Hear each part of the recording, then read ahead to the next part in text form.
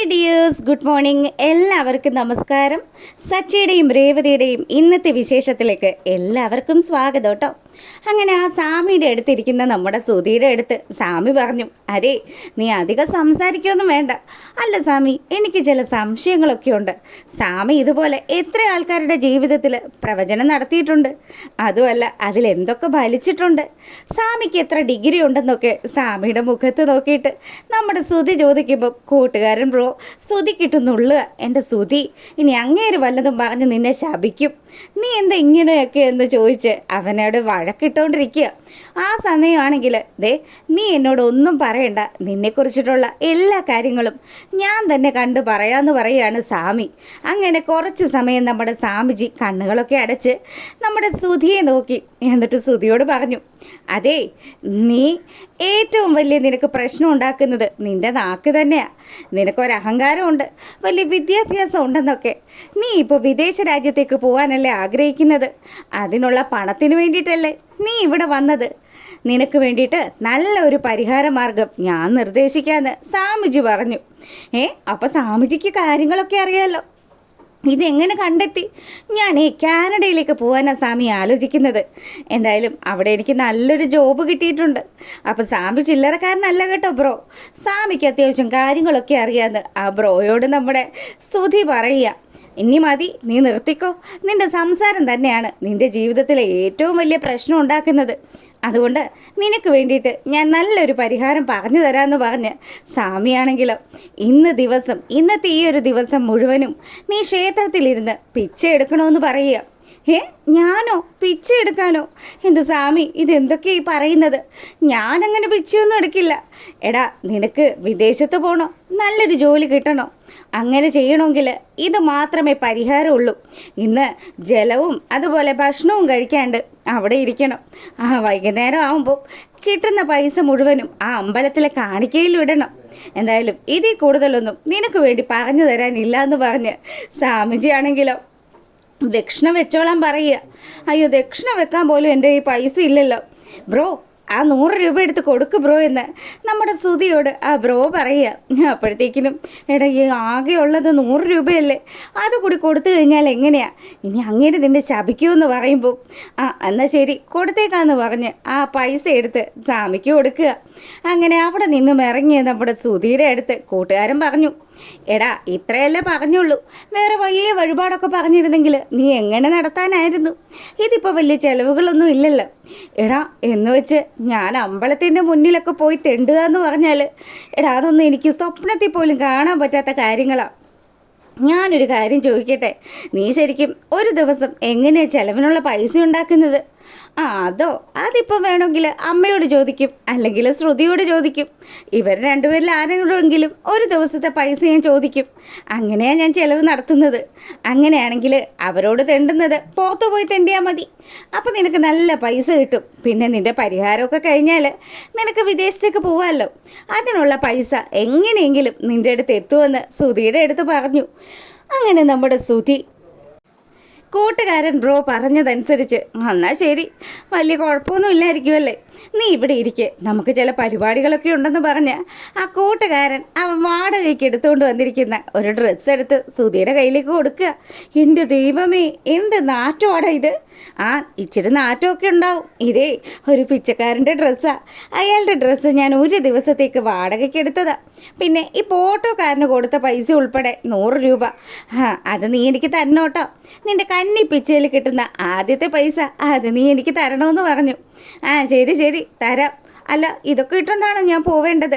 അല്ലടാ, നീ ഇപ്പോൾ ഇട്ടിരിക്കുന്ന ഈ ഡ്രസ്സ് ഇട്ടുകൊണ്ട് പോയി കഴിഞ്ഞാൽ നിനക്ക് ആരെങ്കിലും 1 രൂപ പൈസ തരുമോ? എടാ മണ്ട സുധി, ഞാൻ പറയുന്നതൊന്ന് കേൾക്ക്. നിൻ്റെ ഈ പാൻറ്റും ഷർട്ടും ഒക്കെ ഇങ്ങോട്ട് ഊരി തന്നെ. അതുമല്ല സ്വർണ്ണമാലയൊക്കെ ഇട്ടുണ്ടല്ലേ തെണ്ടാൻ പോകുന്നത്.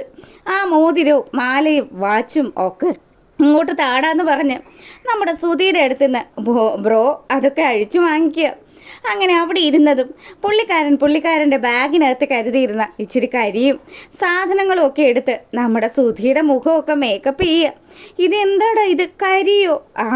ഇതാണ് നിന്നെ കണ്ട പിച്ചക്കാരനാണെന്ന് തോന്നണ്ടേ, എന്നാലല്ലേ ആൾക്കാരെന്തെങ്കിലും കാശ് തരുള്ളൂ. അതുകൊണ്ട് നീ ഇതൊക്കെ ഇട്ട് വേണം അങ്ങോട്ടേക്ക് പോകാനായിട്ട്. എടാ, മറ്റു പിച്ചക്കാരുടെ മുന്നിൽ നിന്റെ ഗ്ലാമർ കുറഞ്ഞു പോകാൻ പാടില്ലല്ലോ. ഒന്ന് പൊയ്ക്കേടാ, എന്തിനാ നീ എന്നെ ഇങ്ങനെ കോമാളി വേഷം കെട്ടിക്കുന്നതെന്ന് സുധി പറയുക. അപ്പോഴത്തേക്കിനും കൂട്ടുകാരൻ പറഞ്ഞു, ദേ എൻ്റെ എല്ലാ കലാവിരുതും നിൻ്റെ ഈ മുഖത്തിപ്പോൾ കാണാൻ പറ്റും. ഇത് മൊത്തം ഒന്ന് കംപ്ലീറ്റ് ആയിട്ടില്ലല്ലോ. അങ്ങനെ നമ്മുടെ സുധിക്ക് ഒരു തോർത്തും അതുപോലെ തന്നെ മുഖത്തൊക്കെ കുറച്ച് കരിയൊക്കെ വാരി തേച്ച് തലയിലാണെങ്കിൽ ഇച്ചിരി മണ്ണും കൂടെ വാരിയിട്ട് മൊത്തത്തിലൊരു കച്ചറ ലുക്കാക്കി എടുക്കുകയാണ്. എൻ്റെ പൊന്നേ, എനിക്ക് ഇത്രയും കലാകാരനായിട്ട് ഇത്രയും കഴിവുണ്ടായിരുന്നെന്ന് എനിക്കറിയില്ലായിരുന്നു കേട്ടോ. എന്തായാലും ഞാൻ പൊളിച്ചു. ദേ അപ്പം എല്ലാം പറഞ്ഞതുപോലെ, അയ്യോ എന്തിൻ്റെയോ ഒന്നിൻ്റെ ഒരു കുറവുണ്ടല്ലോ. ദേ നീ ഈ കണ്ണാടി എടുത്തൊന്ന് നോക്കിയെന്ന് പറഞ്ഞ് സുധിയുടെ കയ്യിലേക്ക് ഒരു കണ്ണാടി കൊടുക്കുക. അയ്യോ ഇതാരാന്ന് പറഞ്ഞ് സുധി പെട്ടെന്നൊന്ന് ഞെട്ടിയതും, എടാ മണ്ട, അത് നീ തന്നെയാ. എങ്ങനെയുണ്ട്, നിന്നെ കാണാൻ നല്ല ചേലായിട്ടില്ലേ? ദേ എന്തിനാണ് എന്നോട് ഈ ചതി ചെയ്തത്? ഇതാണ്, നല്ല രസമുണ്ട് നിന്നെ കാണാനായിട്ട്. നീ ഇപ്പോൾ കറക്റ്റ് ഒരു പിച്ചക്കാരനെ പോലെ തന്നെയുണ്ട്. പിന്നെ നിൻ്റെ മെയിൻ ഒരു സാധനം അത് ഞാൻ തരാട്ടോ ഇപ്പോൾ എന്ന് പറഞ്ഞ് ബാഗ് തുറന്ന് അതിനകത്ത് നിന്നും ഒരു പിച്ചപാത്രം കൂടി എടുത്ത് നമ്മുടെ സുധിയുടെ കൈവെള്ളയിൽ വെച്ചു കൊടുക്കുക. പാത്രം കിട്ടിയതും സുധിയാണെങ്കിലോ, എൻ്റെ ദൈവമേ, ഇനിയിപ്പോൾ ഇന്നിത് ചെയ്യാണ്ട് മറ്റു മാർഗങ്ങളൊന്നും ഇല്ലല്ലോ. അങ്ങനെ അമ്പലത്തിന് മുന്നിൽ കൊണ്ടുപോയിട്ട് സുധിയെ വിടുകയാണ്. അപ്പോൾ സുധി പറയുന്നുണ്ട്, എടാ ഇവരുടെയൊക്കെ ഇടയിലിരുന്നാണോ ഞാൻ തെണ്ടേണ്ടത്? അതേടാ, ദാ ഇരിക്കുന്നവരുടെ ഇടയിൽ പോയിരുന്നോ. അല്ല ഇവൻ ഏതാണെന്ന് പറഞ്ഞ് കൂട്ടത്തിൽ പിച്ച തെണ്ടാനിരിക്കുന്ന ചേട്ടന്മാരൊക്കെ നമ്മുടെ സുധിയെ ഒന്ന് നോക്കുക. സുധി പറയുന്നുണ്ട്, അതെ ശരിക്കും ഇവിടെ ഒരു ദിവസം പിച്ച എടുത്താൽ എത്ര രൂപ കിട്ടും ചേട്ടാ? നല്ല പൈസ കിട്ടും. അല്ല നീ ഏതാ, നിന്നെ ഈ ഏരിയയിൽ കണ്ടിട്ടില്ലല്ലോ, നീ ഏതാ ഒരു പുതിയ പിച്ചക്കാരനാണല്ലോടാന്നൊക്കെ ചോദിച്ച് അപ്പുറം ഇരിക്കുന്ന ചേട്ടൻ നമ്മുടെ സുധിയോട് ദേഷ്യപ്പെടുക. അപ്പോൾ സുധി പറയുന്നുണ്ട്, ചേട്ടാ ഞാൻ നിങ്ങളുടെ ബിസിനസ് തകർക്കാനൊന്നും വന്നതൊന്നുമല്ല. എനിക്ക് ഒരു സന്യാസി മാമൻ ഒരു പരിഹാരം പറഞ്ഞു തന്നതാ. ഇന്നത്തെ ദിവസം മുഴുവനും ഈ ക്ഷേത്രത്തിൻ്റെ ഫ്രണ്ടിലിരുന്ന് പിച്ച എടുക്കണം. കിട്ടുന്ന പൈസ അമ്പലത്തിലെ കാണിക്കയിലും ഇടണമെന്ന് പറഞ്ഞു. അതുകൊണ്ടാണ് ഞാനിവിടെ വന്നിരിക്കുന്നത്. അങ്ങനെയാണെങ്കിൽ ശരി, അല്ലാതെ ഞങ്ങൾക്കൊരു വെല്ലുവിളിയായിട്ട് ഡെയിലി ഇവിടെ വന്നിരിക്കാനാണ് നിൻ്റെ ഭാവമെങ്കിൽ നടക്കില്ലടാന്ന് പറഞ്ഞു. ഇനി നിന്നെ ധൈര്യമായിട്ട് അങ്ങ് പിച്ച തെണ്ടിക്കോളാൻ പറഞ്ഞു. ആ ചേട്ടനാണെങ്കിലോ സുധിയെ എങ്ങനെയാണ് പിച്ച എടുക്കേണ്ടതെന്ന് കാണിച്ചു കൊടുക്കുക. സുധിയാണെങ്കിൽ അമ്മ തായി വല്ലത് തരണേന്നൊക്കെ പറഞ്ഞ് ഭയങ്കരമായിട്ടിരുന്ന് അവിടെ ഇരുന്ന് ഇങ്ങനെ വിളിച്ചുകൊണ്ടിരിക്കുക. ആദ്യമായിട്ട് സുധിയുടെ ആ ഒരു തട്ടിൽ ഒരു ചേച്ചി കൊണ്ടുവന്ന് 25 പൈസ ഇടുക. ദൈവമേ, ഇപ്പോഴും 25 പൈസയൊക്കെ ഉണ്ടോ? സുധിയാണെങ്കിൽ അതെടുത്ത് നോക്കുക. കന്നി പിച്ചയല്ലേ, കിടക്കട്ടെ. അങ്ങനെ അവൻ അവിടെ ഇരുന്ന് പിച്ച തെണ്ടുമ്പോൾ നമ്മളെ കാണിക്കുന്നത് നമ്മുടെ രേവതിയാണ് കേട്ടോ. ആളിതാ അമ്പലത്തിലേക്ക് പോകാനുള്ള ഒരു പുറപ്പാടിൽ റെഡിയായി നിൽക്കുക. സച്ചിയേട്ടനെ വിളിച്ചിട്ട് കിട്ടുന്നില്ലല്ലോ. അമ്പലത്തിൽ പൂമാലയും കൊടുക്കേണ്ടതാണ്. സച്ചിയേട്ടനെ എന്തായാലും പോകുന്ന വഴി വിളിച്ചു പറയാമെന്നൊക്കെ ഓർത്ത് അവൾ അങ്ങനെ റെഡിയായി നിൽക്കുക. ഈ സമയം വീണ്ടും നമ്മുടെ സുധിയെ കാണിക്കുക. പിച്ച എടുത്ത് നമ്മുടെ സുധിക്കാണെങ്കിൽ വിശക്കാൻ തുടങ്ങി. കൂടെ ഇരിക്കുന്ന ചേട്ടനോട് ചോദിച്ചു, ചേട്ടാ എന്തെങ്കിലും കഴിക്കണമായിരുന്നല്ലോ, ഇവിടെ അടുത്ത് ഹോട്ടൽ എന്തെങ്കിലും ഉണ്ടോ? എടാ മോനെ, ഹോട്ടലിലേക്കൊക്കെ എന്തിനാ പോകുന്നത്? നിനക്ക് ഫുഡ് കിട്ടിയാൽ മതിയല്ലോ. ഒരു കാര്യം ചെയ്യാം, ഞാൻ ഓർഡർ ചെയ്ത് തരാടാ. ചേട്ടൻ ഓർഡർ ചെയ്യാനൊക്കെ അറിയോ? പിന്നെ അല്ലാതെ നീ എന്താ നമ്മളെപ്പറ്റി കരുതിയിരിക്കുന്നത്? അങ്ങനെ കയ്യിലിരുന്ന ടച്ച് ഫോൺ എടുത്ത് പുള്ളിക്കാരൻ സുധിയെ കാണിച്ചതും, എൻ്റെ ചേട്ടാ, ചേട്ടൻ്റെ കയ്യിൽ ഇത്രയും വലിയ ഫോണൊക്കെ ഉണ്ടോ? ഇതിലും വലുത് വീട്ടിലിരിക്കുന്നുണ്ട്. നിനക്കേ ഞാൻ ഇപ്പോൾ ഫുഡ് ഓർഡർ ചെയ്ത് തരാമെന്ന് പറഞ്ഞ് സുധിക്ക് ഫുഡ് ഓർഡർ ചെയ്യാണ് അങ്ങേര്. അങ്ങനെ ഈ സമയമാണെങ്കിൽ ഫുഡ് വന്നു. ഡെലിവറി ബോയ്ക്ക് എക്സ്ട്രാ പേയ്മെൻറ്റും ഒക്കെ കൊടുത്തു. പിച്ചക്കാരൊക്കെ റിച്ച് ആണല്ലോ എന്ന് നമ്മുടെ സുധി ഇങ്ങനെ ആലോചിക്കുക കേട്ടോ. അതിനുശേഷം ആ ചേട്ടൻ സുധിയെയും വിളിച്ചുകൊണ്ട് ഒരിടത്ത് പോയിരുന്ന് ഭക്ഷണം കഴിക്കാൻ തുടങ്ങുക. അപ്പോഴത്തേക്കിനും തന്നെ നമ്മുടെ കൂട്ടുകാരൻ ബ്രോ വിളിച്ചിട്ട് സുധിയോട് പറഞ്ഞു, എടാ ദേ ഞാൻ ഈ ഭക്ഷണം കഴിക്കുക, നീയേ വൈകുന്നേരത്ത് വരെ ഭക്ഷണമൊന്നും കഴിക്കരുത് കേട്ടോ. എടാ ഞാൻ കഴിക്കാൻ പോവായിരുന്നു. എടാ നിന്നോടല്ലേ പറഞ്ഞത് കഴിക്കരുതെന്ന്. നിനക്ക് ഫലം കിട്ടണ്ടേ, കാനഡയിൽ പോകണ്ടേ. ആ ഭക്ഷണം അങ്ങനെ തന്നെ മടക്കി വെച്ചിട്ട് സുധി വീണ്ടും പിച്ച തണ്ടാനിരിക്കുക. അപ്പോഴാണ് നമ്മുടെ സുധിയെ ഞെട്ടിച്ചുകൊണ്ട് രേവതി ക്ഷേത്രത്തിലേക്ക് വരുന്നത്. രേവതിയെ കണ്ടതും തല വഴി തോർത്തിട്ട് സുധി അവിടെ ഇരിക്കുക. എൻ്റെ ദൈവമേ, ഇവളെങ്ങാനും എന്നെ കണ്ടാൽ തീർന്നു. അവളാണെങ്കിൽ എല്ലാ പിച്ചക്കാർക്കും പൈസയൊക്കെ വാരിക്കോരി കൊടുത്താൽ വരുന്നത്.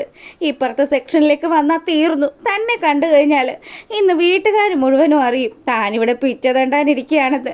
അങ്ങനെ ഞെട്ടിത്തെറിച്ച് നിൽക്കുന്ന നമ്മുടെ സുധിയെ കാണിച്ചുകൊണ്ടാണ് ഇന്നത്തെ വിശേഷം അവസാനിക്കുന്നത്. വീഡിയോ ഇഷ്ടമായിട്ടുണ്ടെങ്കിൽ ലൈക്ക് ചെയ്തിട്ട് കാണുക. അപ്പോൾ ഓക്കെ, എല്ലാവർക്കും നല്ലൊരു ദിവസം ആശംസിച്ചുകൊണ്ട് വീഡിയോ വൈൻഡപ്പ് ചെയ്യാണ്. അപ്പോൾ ഓക്കെ.